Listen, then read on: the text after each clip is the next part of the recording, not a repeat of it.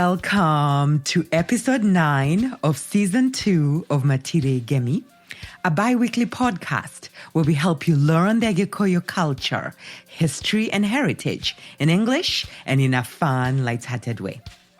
I'm your anchor, Jerry Wadiho Mojiro Wabarea Kihara. And today, as always, I'm joined by Wayaki and Kingori Wakanyi. Now, today's episode is an interesting one because we will be tackling a topic that has been asked of us multiple times through season 1 and season 2. We'll be tackling the topic of single parenthood. And in particular, we'll be exploring this whole idea of single parenthood from the perspective of the pre-colonial Mogikoyo. What was their view on single parenthood? We'll also be digging into some delicious subjects such as goiko and its purpose in terms of sexual education and its role in marriage and relationships. So if you don't know what goiko is, I encourage you to keep listening. Now, we'll also talk about meruru. We'll define what meruru is and how it came about when a child was born out of wedlock. What is it? And how was it resolved by the pre-colonial Mogikoyo? So if you don't know what meruru is, then you should stay tuned to learn more. Thank you for being here, and lean back and enjoy the conversation with Wayaki and Kingori as we explore this topic that is relevant today, but also understanding how our ancestors viewed this topic. Enjoy. Okay, guys, let's go ahead and jump in, and let's start with the usual introduction. So, Wayaki, why don't you do a quick introduction of yourself?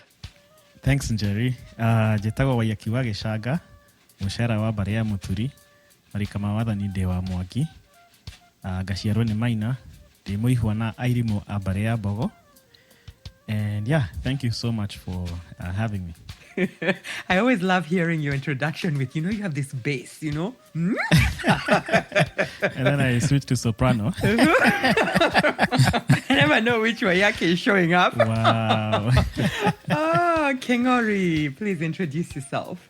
Once again, oyo ne Kingori Wakanyi, moboi wa bare ya Marigo, wagetha kukia Muruga.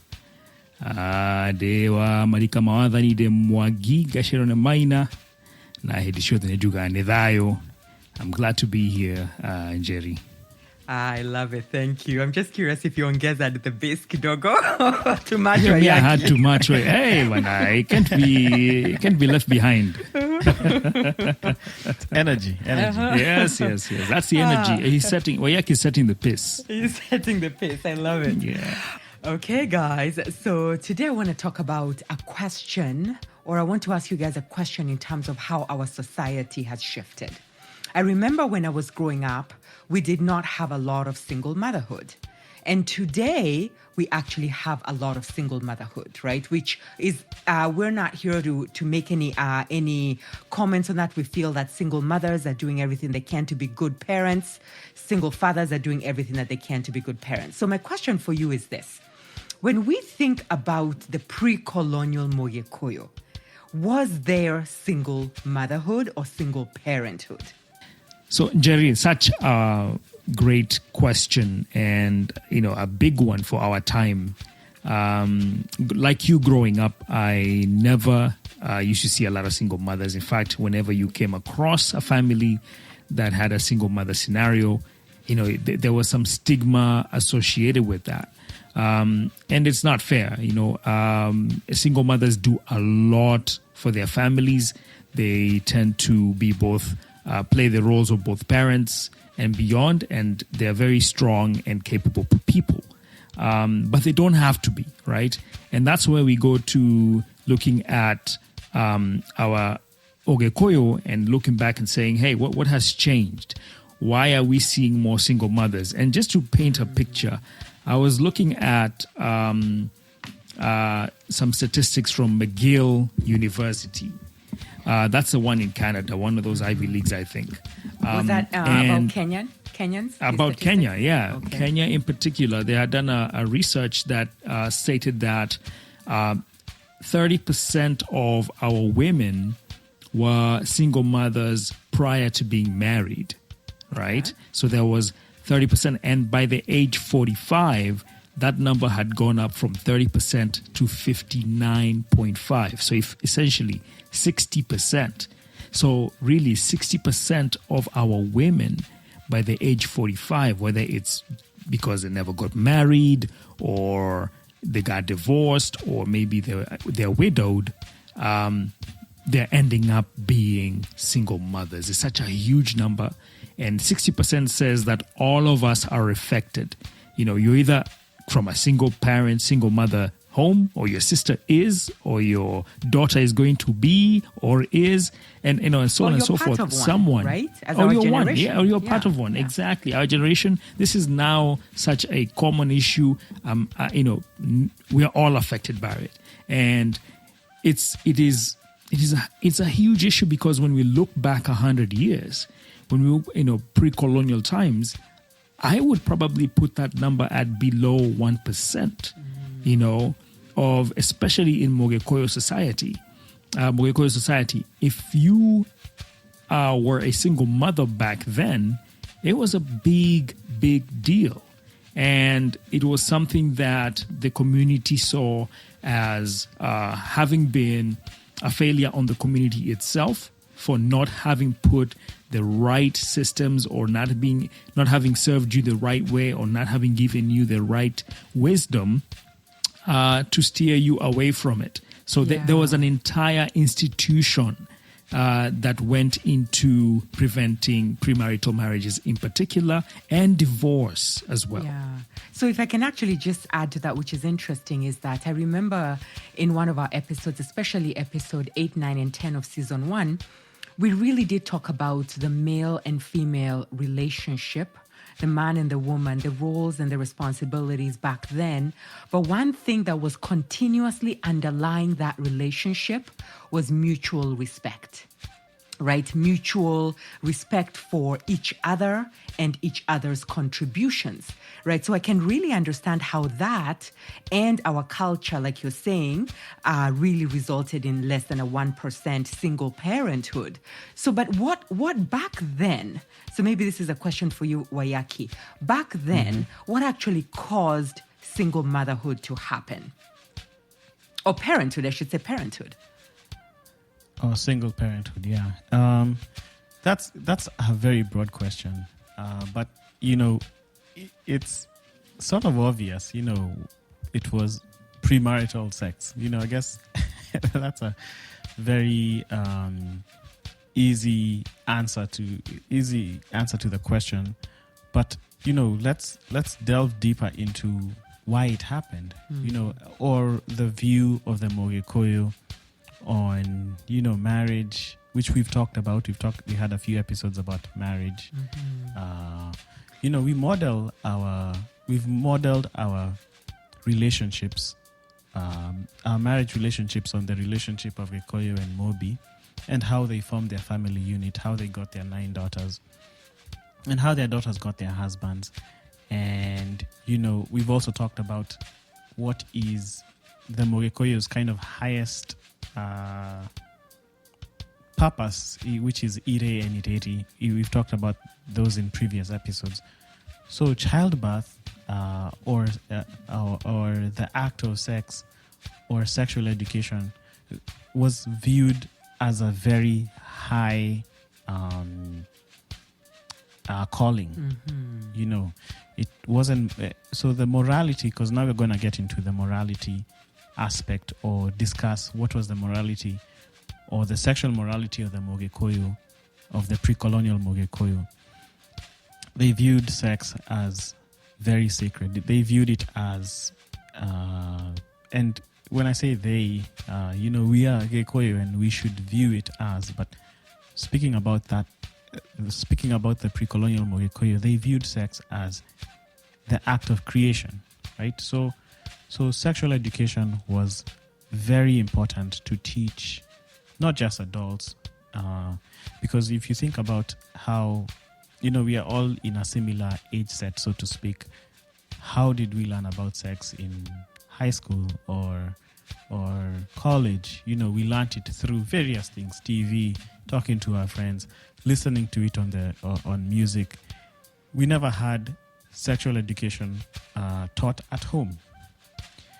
So it was a very different scenario back in the pre-colonial time, where the sexual education for young men and young women was an institution on its own. It was taken very seriously, and it wasn't taboo to talk about sex. It wasn't embarrassing to talk about sex as it is today with where our parents are just like, you'll learn about sex in school through biology, or whatever you learn about it. Or you learn about it watching R&B videos or watching the Mexican soaps. It was very, very, very different, and we'll get into it. And I'm loving what you're saying, which is there was no shame attached to the discussion of sex, right? Because the discussion of sex did not carry the weight, right, that we have it carried today,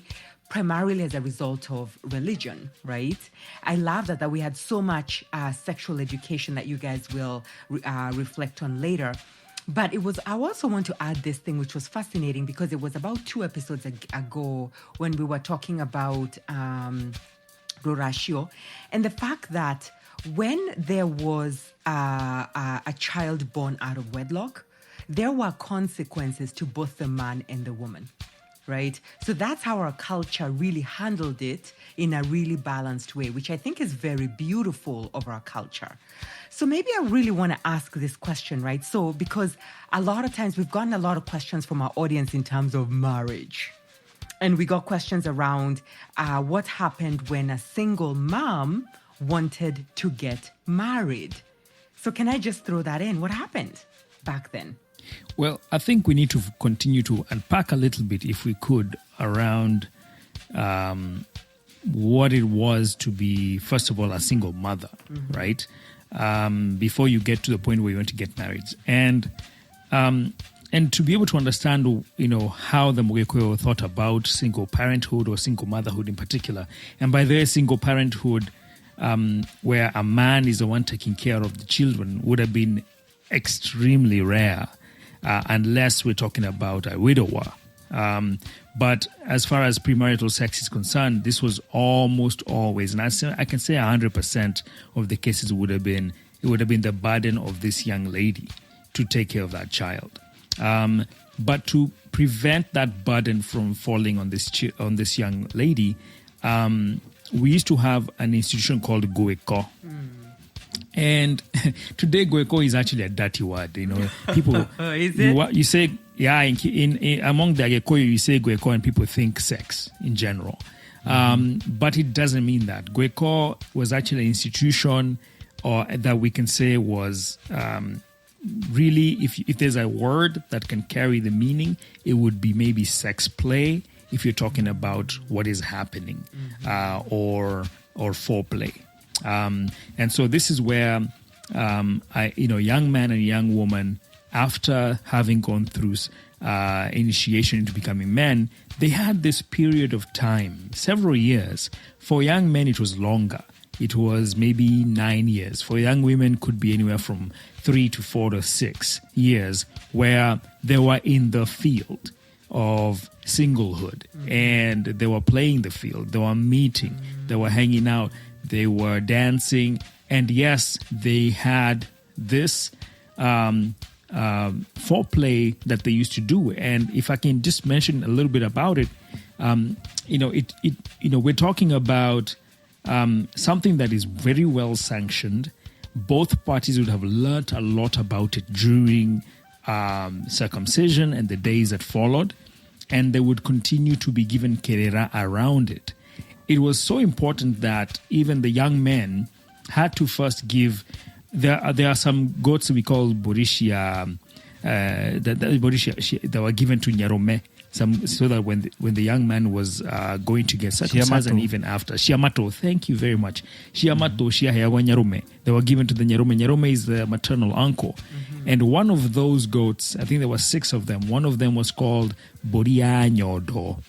And, meaning, it was given in order for the young man to have access to breast, literally.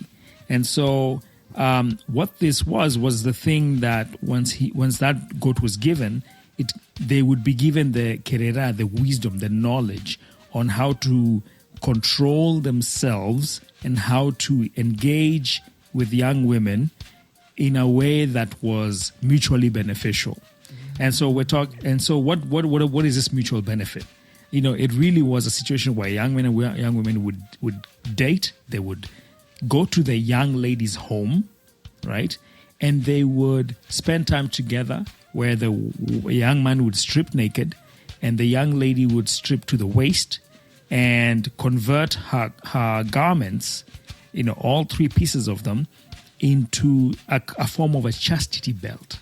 And then the 2 lovers would spend an evening together or afternoon where they would do this, get into this foreplay, and this, talk sweet nothings, have a warm time together, romance. Have a romance. Yeah, thank you. And at the end of it, sleep and wake up and go about their business. And there would be no sexual penetration of any kind that was allowed during this time. What this was meant to do was manyfold, but one of the things they're supposed to do is learn how to control their sexual energy, while at the same time engage with it. Engage with the sexual energy, understand themselves, understand their body, understand the other sex's body, and learn that this is normal. These are normal things, but don't go past a particular point. Now, this is a whole lesson in itself. Wait, isn't that going to be in your book, King Ori? Yeah, sure. Yeah, thank you. So you're dropping gems over here, huh? Yeah. No, we'll cover some of that in an upcoming book. Yeah, thank you, Jerry. But yes, so this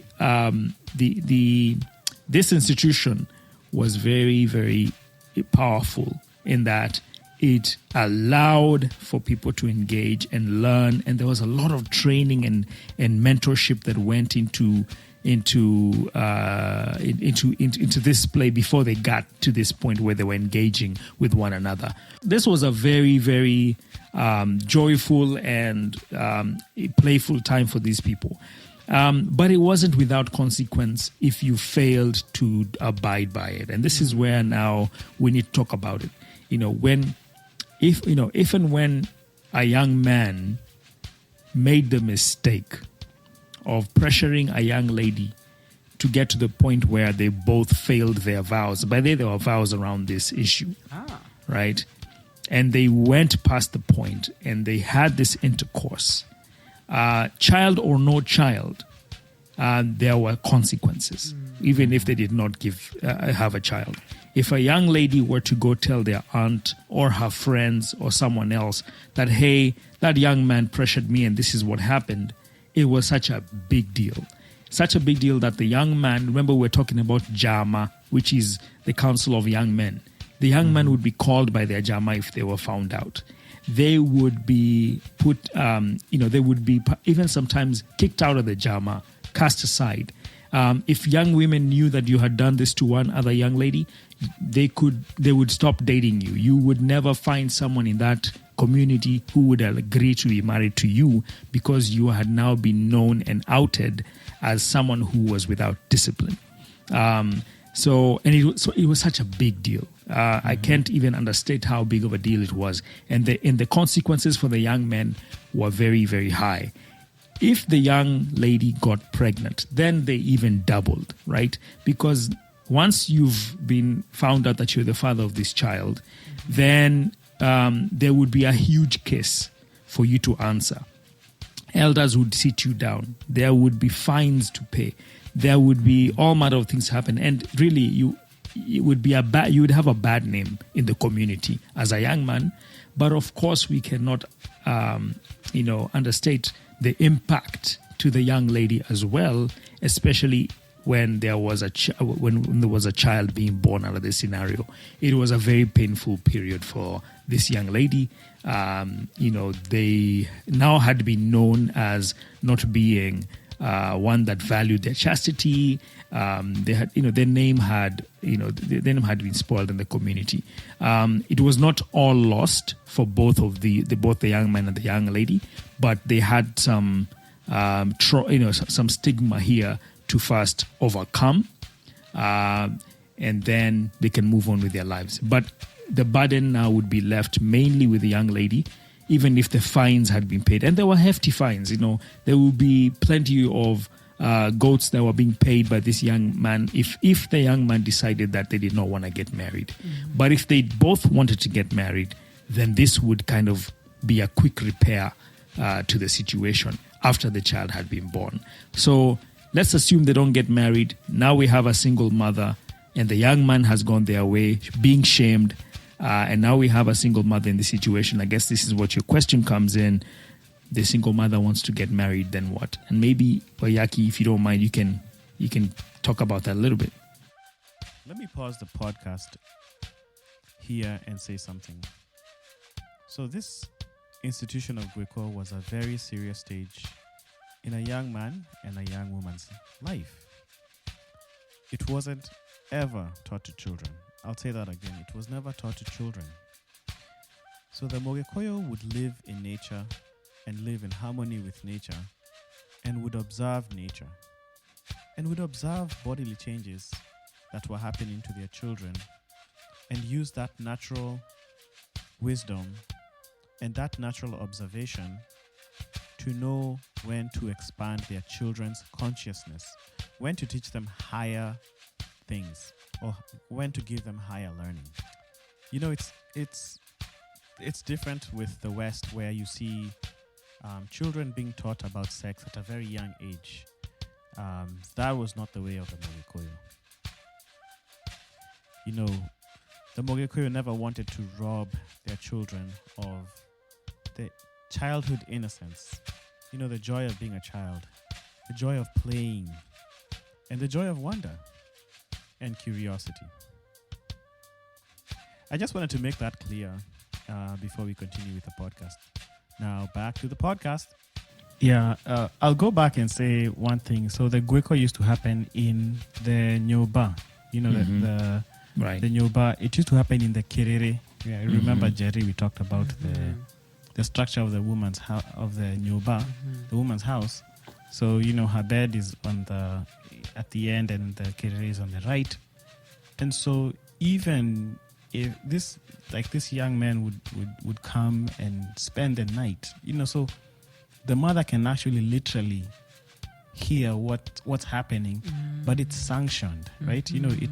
The young man had already, through his father, paying those boris and getting the kirira needed to understand what they were about to engage in with this woman, this romantic relationship, this young girl, romantic relationship. The young man understood the megiro, understood what not to cross, what to do, what not to do, and the consequences. Like they had to have been taught, like Kingori is saying. So it was a very, very good institution to teach young men and young women about sexuality and all that. I'll say another thing also. The act of being able to preserve yourself sexually, or to have a strong willpower from a sexual perspective, because you have to think about how they used to think about sex. It's the act of creation. It's a godlike act. You're creating, by having sex. They would think about it so seriously. So it was a very serious offense, just like Ingori is saying, that, if pregnancy happened, there would be a lot of issues. And, what I'll say is the process of knowing who the father is called koharaihu. Koharaihu is to find out who is the father of this. Because in a marriage situation, you know who the father is. But in this situation, there has to be an establishment of who's the father, and how was and what fines to be paid, and so on. So I know, King Ori, you said that the first scenario is if the woman did not get married. Yeah, so let's say we have gone through Koharaihu, and now there is an opportunity. The young man and the young lady are being asked, "Are you both interested in getting married?" And they say no for whatever reason, or any of them says no, and the deal is off. Is off, right? What happens to that young lady moving forward? I think that was a question Jerry had posed to us. Okay, so in that situation, so the young man pays the fines. And if I may talk about the fines were in the form of goats, like King Ori said. And it is because if the young man decided that he wasn't going to marry her, or the woman did not want to get married to this man, those goats were to be. It's not just a fine, like you pay this fine and you're done. Those goats would beget other goats and beget other goats, and then this child would be provided for, right? So that was the thinking of the Mogekoyo, that it's not just money; it's goats that will beget goats, because that was the currency of that day. Yeah. So for this young girl or young woman who gives birth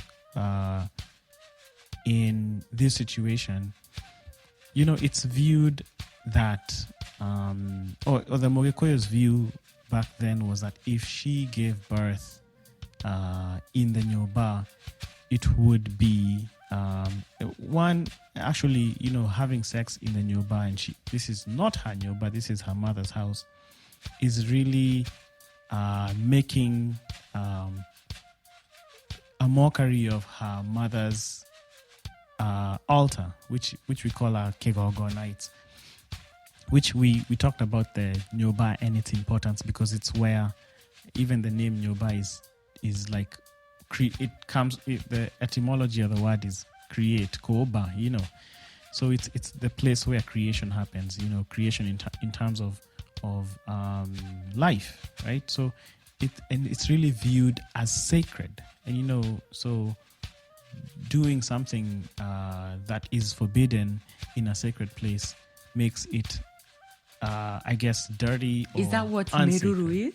So there was the process of there was a ritual that was done to cleanse this situation that has happened. Yes, so Meruru in the literal definition is the afterbirth of when a child is born. That where the child is born, the afterbirth is what is called Meruru. And so you'll hear people saying Kohata Meruru. What is that? It's like to sweep the Meruru out of the house, to clean the place where a child is born.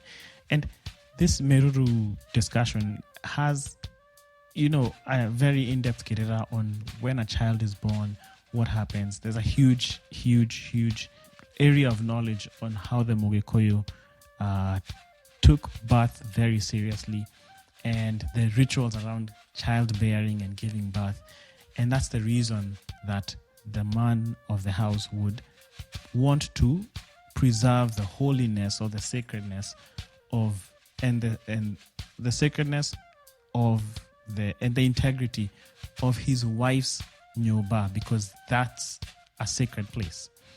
And so that ritual would happen so that the man would be able to cleanse this altar. Does that ritual happen today?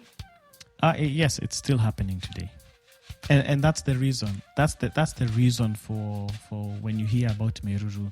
We won't go into the details of what happens in the in the meruru process, but it's so I just want our listeners to understand when they hear kohata meruru, what is it? It's, the sacredness of the nyoba, and the young girl has had a child before marriage in the nyoba, or even if it's not in the nyoba, it's in the compound. She has really sullied that her mother's, sacred place.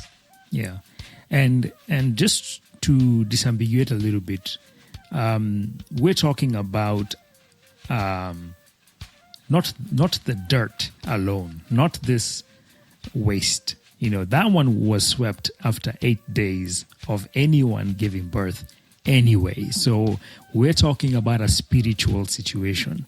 And I want you to put ourselves. Let's put ourselves in the shoes of Mogekoyo from a different time. It was very important that you had what I call spiritual hygiene. What am I trying to say with that? We have a situation here where a shrine like this one of Orere and Mwaki, which was what made the Nyoba, the woman's Nyoba, such a special place.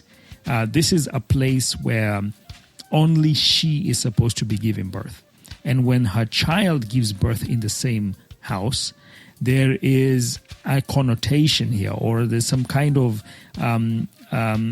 understanding that they're now going to share a birthplace and a birth shrine with this child is going to share, the child being born will share the same birthplace and birth shrine with its mother. As her mother, his or her and uncles and aunties, right?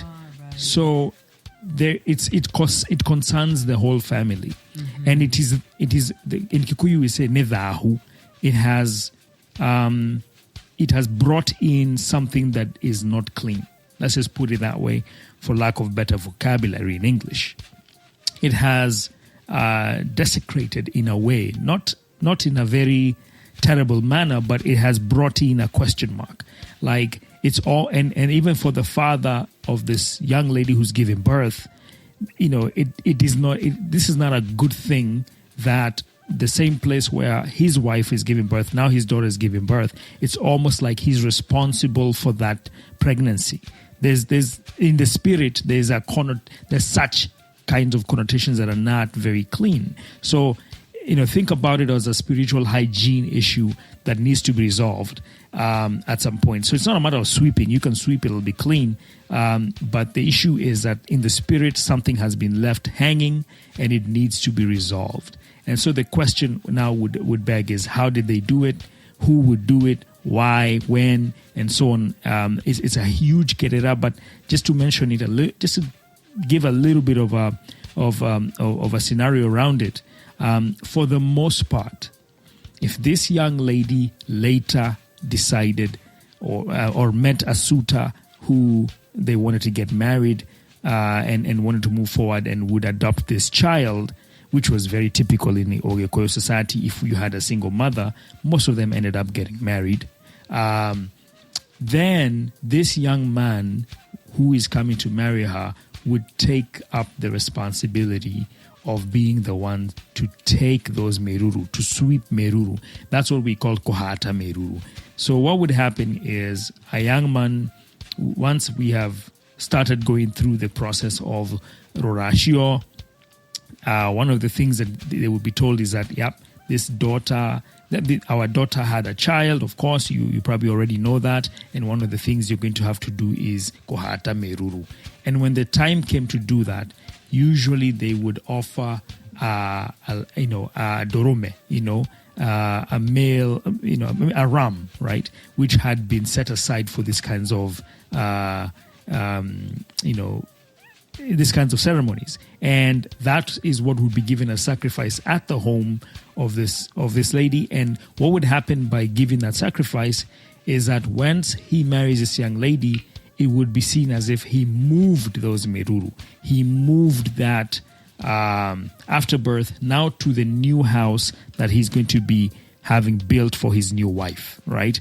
And so that transference is what is what we're calling kohata meruru, right? Okay. Yes, that's what it is. It's kind of, you've removed that stigma from your home, from your mother's home, and you've said, you know what, I have carried this birth and I've taken it to my own home that now my husband is building for me. Right. That's really what's happening. That is what kohata meruru is about. I see. It's to shift the meruru from your mom's nyoba into your own Exactly. nyoba with. Exactly. I see. That makes a lot of sense. Thank you Right. guys for that explanation. So that's a woman who, with our pre-colonial like Ikoyo, wanted to get married. But what if she never wanted to get married? Yeah, so Or she so never that's- got married, right? never got married at all. Okay, so this creates a very serious situation for the child or children that she may have, because more often than not, if she didn't get married but she was still sexually active, she would bear more children, right? Now, one of the things that we want every Mogekoyo to have, or the Mogekoyo aspire to have, or to give everyone, was fatherhood. Because, fatherhood, you could trace your genealogy, your lineage. You could belong to a family. You could belong to a bare. You could belong to a Moherega. You could actually trace your lineage all the way to Gekoyo and Mobi. So fatherhood is viewed as a very important thing to have. So if this woman never got married but had children, these children, girls or boys, needed fatherhood for their future. So, and I'm not just talking about literally just having a father in the house. They needed, so in a Mogekoyo's life, you have stages, and at each stage you have what is called magogona. And you have, for every child, their father represents them in these rituals. Like, for example, in marriage, in when a child is going for initiation, your father is present step by step, taking you through all these stages, because he's your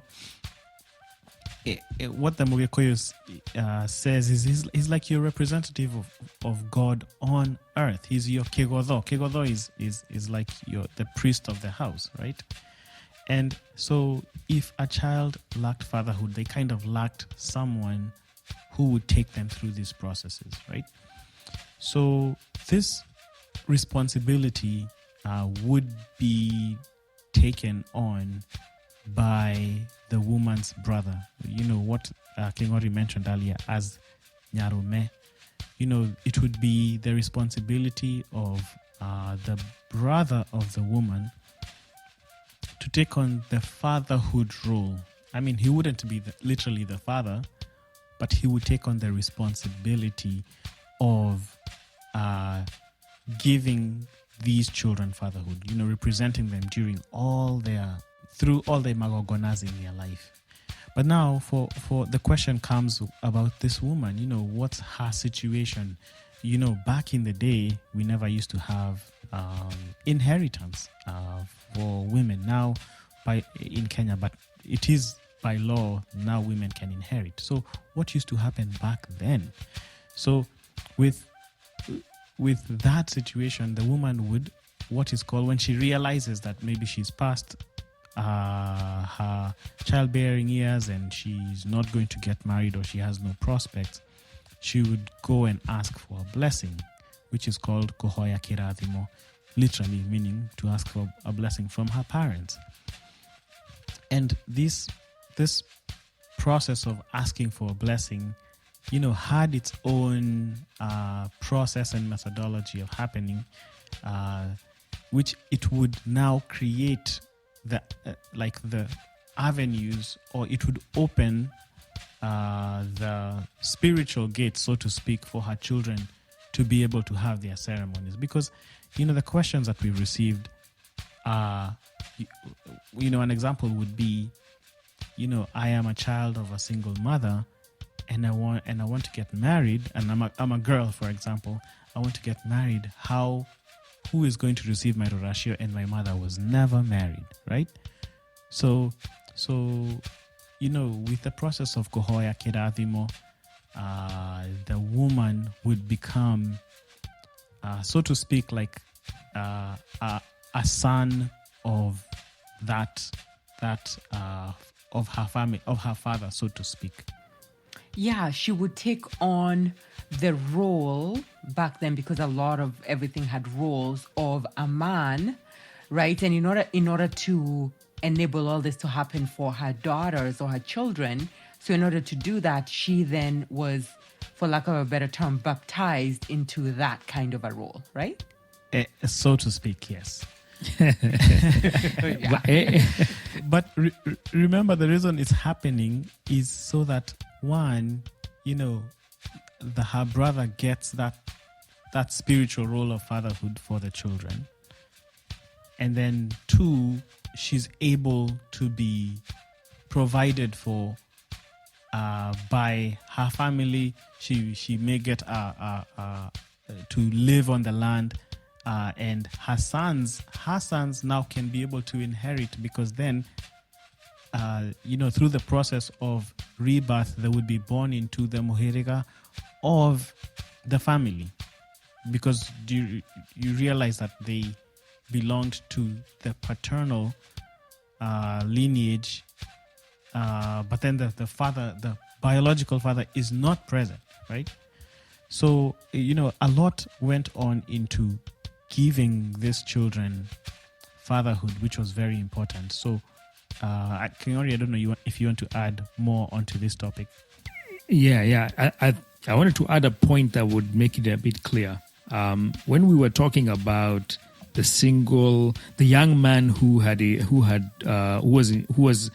the father of this child, who was a biological father of this child, when they were given an opportunity to claim the child and said no, and they don't want to marry this young lady, and they went through Koharaihu, there were 3 dorome that were given, 3 different goima, we call them, that were given, that were ceremonial. And then there was a number of other goats that would be given as the price, and this would be the cost of this deed, and this is what would be used as the wealth that would help raise a child. But of the 3 goima that this young man was asked to give, one of them was actually supposed to be there for the purpose of disconnecting the young man from the child that has been born from the young man's lineage, right? And so what the young man is saying is, by giving that goima, they have cut off. He has cut off his links, spiritual links, with that child.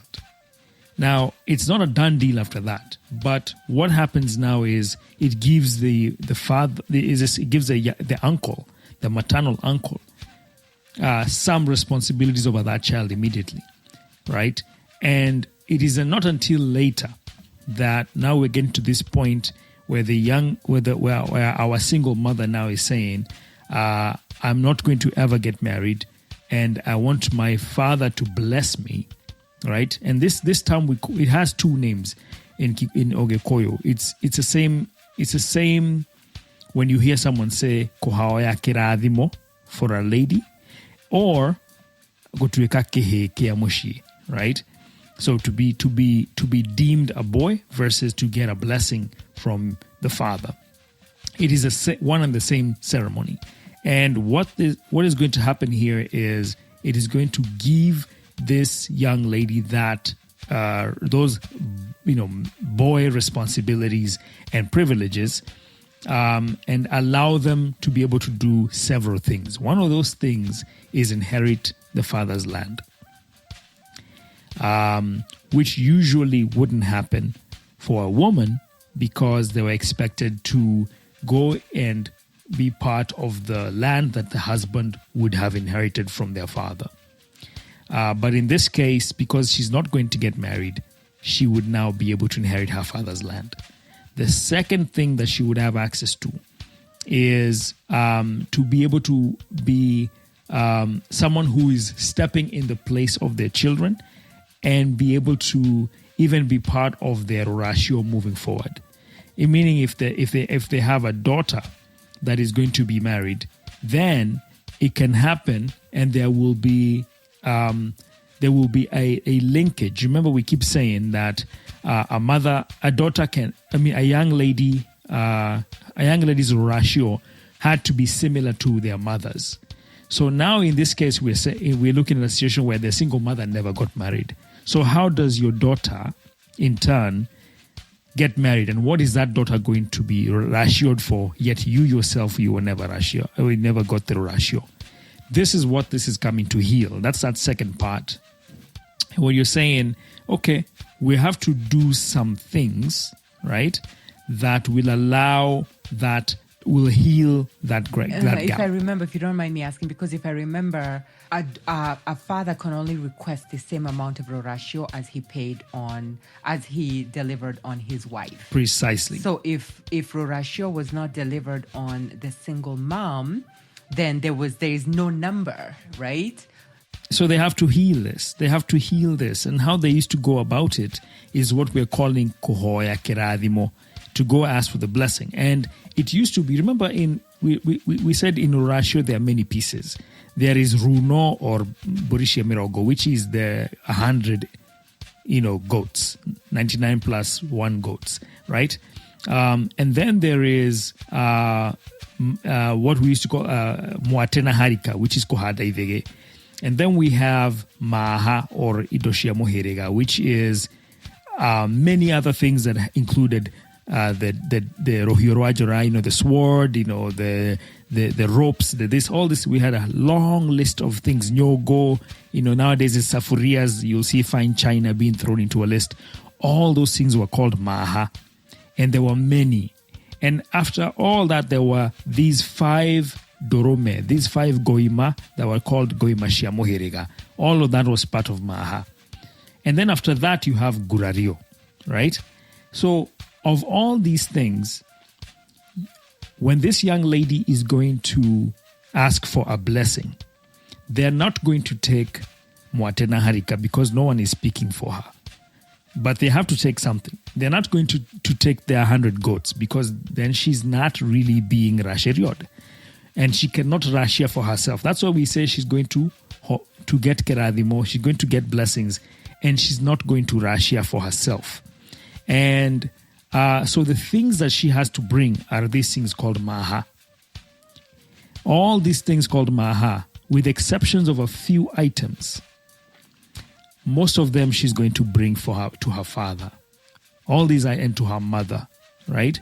So the 5 goima, the 5 dorome, which there was a big party where her family used to come and bless her extended family, right? That's still going to happen. They're going to come, they're going to give those 5 goima, there's going to be a big party. Her family is going to bless her. They're going to agree with her father that they have blessed her and given her, and in a way what they're doing is they're giving away their daughter. That's still happening. They had a daughter. They have a daughter that's now going to become a man or a boy. That is still happening. They're giving her away, right, in the spirit. And so to release her, the goimas have to be eaten by the moherega. There has to be a big party. And this party will be put together by this single mother. And then the other thing that she would do is, of the list of these things we call maha, the suit, nowadays it's a suit, back in the day it was yedi, the dress for the mother, many of these items, the mashuka, many of these items would still be brought to her mother and her father. And those are the actual things that she was saying she's going to give in order to receive her blessings. It is the same blessings she would have received if she got married. But now she's getting them for herself. This is what was going to happen. And now by that happening, they could put to rest the matter that they have a daughter, because the young lady, our single mother, who may not be a young lady anymore, the single mother has gone to God as well and has said, God, I want to be considered a young man or a boy in order for me to, and God will honor that. And this is what we keep saying. Everything wasn't just contractual. It was spiritual, and God was involved in the way that we looked about it. Now, after that, it was, life could move on. She had her own boma, her own home, Nyoba. She had her own compound, her own land. She could govern herself, and live on, the way she wanted. And when her children got to a point where they were ready to be married, if it is daughters, if they were the daughters getting married, then they would be able to say, okay, yeah, you know what? Let's look at the way now the mother of this single mother was married. Why? Because there's no girl there anymore. So they're going to look at the mother, her mother. So there's no keagara. Remember, we keep talking about that. You can't jump your mother, but now there's no mother in the spirit, right? So now that's what we talk. This is what it is a complicated it's a complex spiritual matter. And it was a one-way street for the most part. You could not then come back later on and say, okay, now I want to get married, right? So put me back into being a woman so that now I can go ahead and be married. It's not impossible, but those kinds of things never used to happen. They were very rare. It was a one-way street. You made a decision, you want to become this way, and that change was processed, and it was a done deal. Let me add something to this discussion. This whole process of Kohoya Kiradimo and the Meruru process, it's so nuanced because, one, each, in pre-colonial Agikoyo culture, each Muherega had their own ways of going about even the process of Rorashio. They would ask for different things. If you went to some families, some bares had their own different things they would ask for. So, even this process of Kohoya Kiradimo is very, very nuanced based on Moherega, based on how it was done in the Moherega before. So it's not, we don't want to say that there's a template for doing it.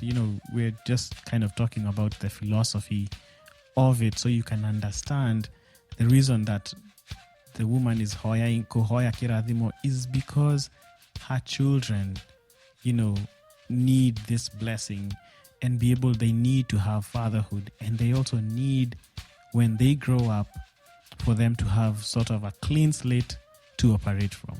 Thank you. I think that was really, really good, really helpful. Any final thoughts here? Like anything we want to say to close out kind of this discussion?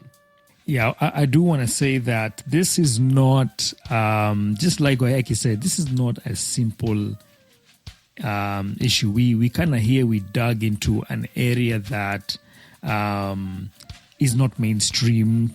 It's not something that's discussed often. It has a lot of technicalities. So anyone who's interested in anything like this, there needs to be a lot of consultation. And the best thing, like we always say, is find those elders in your community, in your family. Consult them widely. If you want to engage in these kinds of issues, they still happen today, but it's a weighty subject, and not something that used to happen every day. But we understand that today,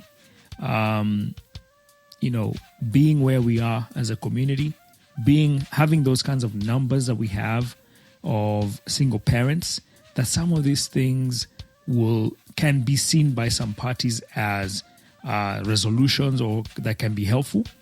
So let us continue to dig into understanding these institutions so that perhaps there's a solution for someone out there. That's really important, especially from a Agikoyo institutional perspective. I do think that I hope that our listeners understand how sexual education was taught to young men and young women, and how it helped prevent premarital pregnancy and broken families and single motherhood and single fatherhood. I do hope that we can be able to study that more and maybe help the next generation building strong institutions for our families, strong institutional knowledge to help the next generations that will come after us. Okay, well, thank you so much, Wayaki. Thank you, Kingori. This was a very educational discussion, and we certainly have appreciated your perspective and your insight in terms of our pre-colonial culture, particularly on the issues of single parenthood, and certainly the idea of goiko was very delicious in terms of our discussion. So thank you both, and we shall see you all later. Bye, guys. Thank you for listening and for joining us on this journey where we honor our history, where we honor our heritage, where we honor our ancestors. We are grateful. You can find Matire Gemi on social media, which is Twitter, Instagram, and Facebook.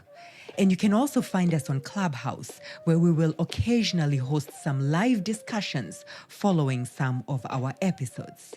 We look forward to seeing you. Our website is matire-gemi.simplecast.com.